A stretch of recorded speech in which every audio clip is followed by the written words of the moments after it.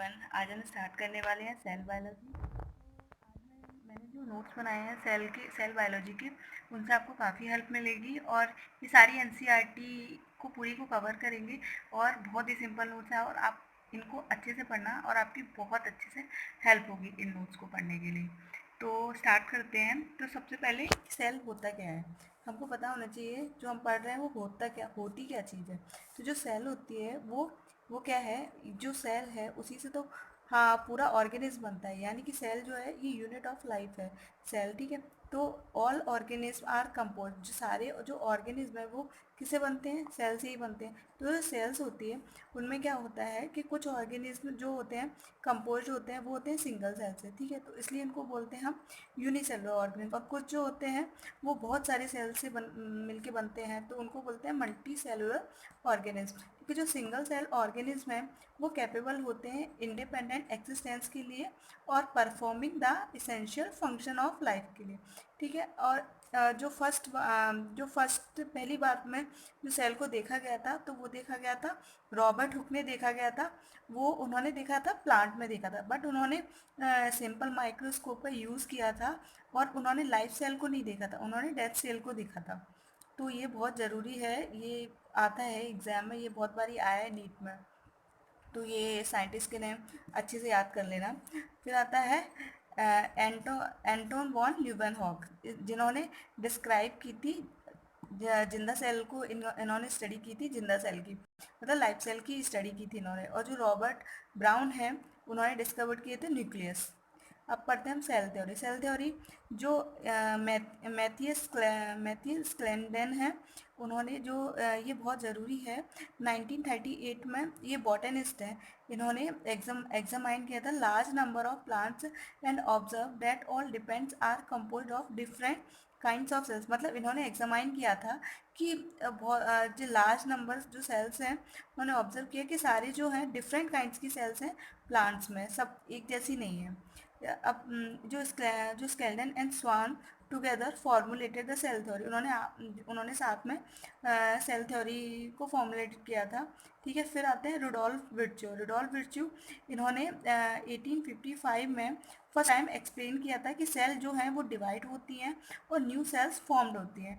यानी कि first time explain that cell divided and new cells are form from pre existing cells, ठीक है।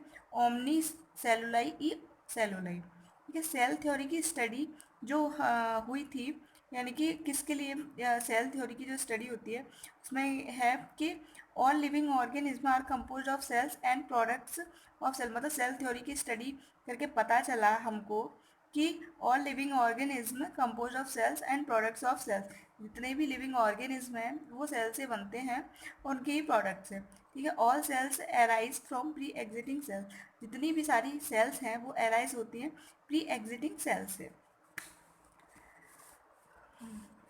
अब सेल्स जो होती हैं जिसमें जो सेल्स हैं हैव मेम्ब्रेन बाउंड न्यूक्लियाई, जिसकी न्यूक्लियाई में मेम्ब्रेन बाउंड होता है उसको बोलते हैं हम यूकारियोटिक सेल। और जिसमें मेम्ब्रेन नहीं होता है यानी कि लैक मेम्ब्रेन बाउंड न्यूक्लियस, उसको बोलते हैं हम प्रोकैरियोटिक सेल्स, ठीक है। जो प्रोकैरियोटिक और यूकैरियोटिक सेल्स होती हैं उनमें एक सेमी फ्लूइड मैट्रिक्स होता है, उसको बोलते हैं हम साइटोप्लाज्म। जो साइटोप्लाज्म होता है ये मेन जोन होता है सेलुलर एक्टिविटी का, जो कि दोनों की सेलुलर एक्टिविटी का मेन जोन होता है, यानी कि प्रोकैरियोटिक सेल और besides the nucleus, the eukaryotic cells have other membrane-bound distinct structure called organelles like endoplasmic reticulum, Golgi complex, lysosome, mitochondria, microbodies.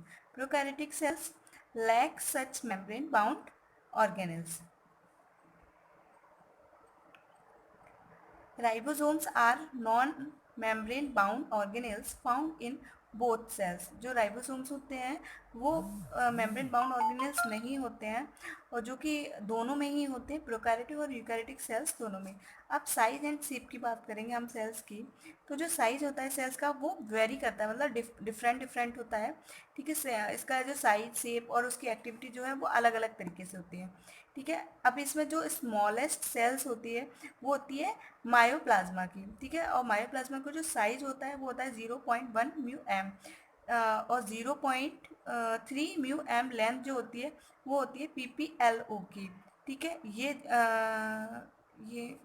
हाँ, ये जो आता है PPLO जो आता है वो माइकोप्लाज्मा में आता है। ठीक है, बैक्टीरिया का जो साइज होता है वो होता है 3 to 5 μm होता है। नर्व सेल जो होती हैं वो लॉन्गेस्ट सेल होती हैं। ह्यूमन रेड ब्लड सेल्स जो होती हैं उनका जो साइज होता है, उनका जो डायमीटर होता है वो 7.0 μm डायमीटर होता है। ठीक है, जो शेप होता है सेल का वो होता है disc shape, polygonal, columnar, cuboidal, thread like, मतलब किसी भी तरह का शेप होता है, हो सकता है सेल का, इवन इरेगुलर भी हो सकता है। अब जो आरबीसी का जो शेप होता है वो राउंड और बाइकॉन्केव होता है। डब्ल्यूबीसी जो होती है वो एमोबॉइड होती हैं। कॉल्यूमनर एपिथेलियम सेल्स जो होती हैं लॉन्ग एंड नैरो होती हैं। नर्व सेल्स जो होती हैं वो ब्रांच और लॉन्ग होती हैं। मीजोफिल सेल्स जो होती है वो राउंड और ओवल होती है। ये पूरा एनसीईआरटी में दिया है और इनके डायग्राम्स भी दिए हैं, तो आप प्लीज़ उनको देख लेना। अब पढ़ते हैं cell membrane. Cell membrane in human beings membrane, इनमें ह्यूमन बींग्स की मेम्ब्रेन में जो एरिथ्रोसाइट्स जो होते हैं, एरिथ्रोसाइट्स में जो होती हैं, तो वो जो मेम्ब्रेन होती है ना वो बनी होती है 52% प्रोटीन की बनी होती है और 40% लिपिड की बनी होती है। सैंडविक मॉडल के हिसाब से, उसके अकॉर्डिंग, इस मॉडल के according plasma membrane is made up of 3 layer. मतलब सैंडविक मॉडल के हिसाब से बताया गया है कि प्लाज्मा मेम्ब्रेन जो होती है वो 3 लेयर की होती है, बनी होती है। According to this membrane, protein layer का जो साइज होता है वो 20 एंगस्ट्रॉन थिक, इतनी उसकी थिकनेस होती है 20 एंगस्ट्रॉन की। बाई लेयर ऑफ फोस्फोलिपिड, जो बाई लेयर होती है फोस्फोलिपिड की वो 35 एंगस्ट्रॉन थिक होती है, थिकनेस होती है उसकी। फॉस्फोलिपिड मॉलिक्यूल्स को बोलते हैं हम एम्फीपैथिक मॉलिक्यूल्स। इसमें प्रेजेंस होते हैं दो टाइप, 2 पार्ट्स प्रेजेंट होते हैं। एक तो होता है हाइड्रोफिलिक जो कि हेड होता है, दूसरा होता है हाइड्रोफोबिक जो कि टेल होती है। ठीक है, और जो बाई लेयर और फोस्फोलिपिड की जो टोटल थिकनेस होती है को मिला के वो होती है 75 एंगस्ट्रॉन होती है। हाइड्रोफिलिक हेड यानी कि phospholipid bind with protein layer of hydrogen and ionic bonds. जो हाइड्रोफिलिक जो हेड होता है फोस्फोलिपिड का वो बाइंड करता है प्रोटीन की लेयर से और आयोनिक बॉन्ड से। Hydrophobic tell, phospholipid are attached to each other by van der Waals force। इसमें क्या होता है हाइड्रोफोबिक टेल में, जो फॉस्फोलिपिड जो है वो आपस में जुड़े होते हैं van der Waals फोर्स की तरह, और जो हाइड्रोफिलिक में जो होता है वो फॉस्फोलिपिड बाइंड करता है एक प्रोटीन, जो हाइड्रोजन की एक प्रोटीन लेयर होती है हाइड्रोजन की और आयोनिक बॉन्ड्स की, उससे बाइंड करता है और इसमें van der Waals की फोर्स के द्वारा आपस में जुड़ा होता है, उन दोनों मतलब साथ में जुड़े होते हैं। यूनिट मेम्ब्रेन मॉडल जो दिया था वो दिया था रॉबर्टसन इन 1959 में दिया था। फ्लूइड मोज़ेक मॉडल दिया था सिंगर एंड निकोलसन ने दिया था 1972 में। और ये बहुत बहुत ज़्यादा इंपॉर्टेंट है, इससे क्वेश्चंस आते हैं और बहुत बारी आया भी है, तो इसको एक बारी अच्छे से कर लेना। अब पढ़ते हैं हम फर्स्ट फॉस्फोलिपिड। फॉस्फोलिपिड करता क्या है, मतलब इसका काम क्या होता है, कैसे क्या क्या चीज़ होती है इसमें, तो उसके मैंने ये कुछ चीज़ें लिखी हैं इंपॉर्टेंट, तो चलो पढ़ते हैं। Main component of cell membrane, provides fluidity to plasma membrane, fluid nature membrane important for growth, secretion, cell division ETC. मतलब फोस्फोलिपिड जो होता है ये मेन कंपोनेंट जो है सेल मेम्ब्रेन का, सेल में इसका जो मतलब सेल मेम्ब्रेन का मेन कंपोनेंट है और ये प्रोवाइड कराता है फ्लूडिडिटी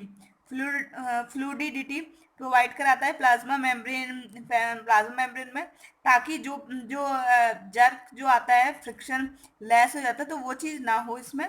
और फ्लूइड नेचर जो मेम्ब्रेन होती है, मतलब एक वो जैसे एक चिकनी सी लेयर होती है, तो वो क्या कराती है, तो ये तो सेल की ग्रोथ भी कराता है, ठीक है, सीक्रेशन भी कराता है और डिवीजन भी कराता है। Cholesterol is absent in prokaryotic membrane, जो कोलेस्ट्रॉल है वो एब्सेंट होता है प्रोकैरियोटिक मेम्ब्रेन में। सेकेंड है प्रोटीन्स। प्रोटीन जो होते हैं वो दो टाइप के प्रोटीन होते हैं, एक होता है इंट्रिंसिक प्रोटीन, सेकंड होता है एक्सट्रिंसिक प्रोटीन। इंट्रिंसिक प्रोटीन के भी दो पार्ट होते हैं, एक तो होता है पार्शियली बर्न, सेकंड होता है टोटली बर्न। जो एक्सट्रिंसिक प्रोटीन जो होता है, there protein have enzymatic activity, this protein have enzymatic activity, ये जो प्रोटीन है ये काम करता है एंजाइमेटिक एक्टिविटी के लिए, ठीक है।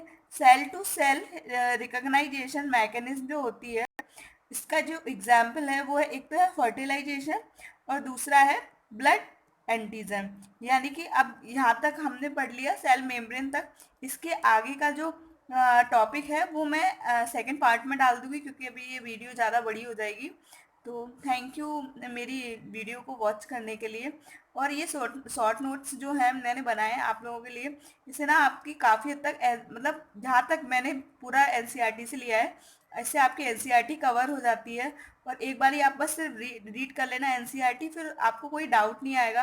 अगर आपका फिर भी कोई डाउट आता है तो फिर मेरे को कमेंट बॉक्स में लिख देना, मैं उसका रिप्लाई ज़रूर कर लूँगी। Thank you.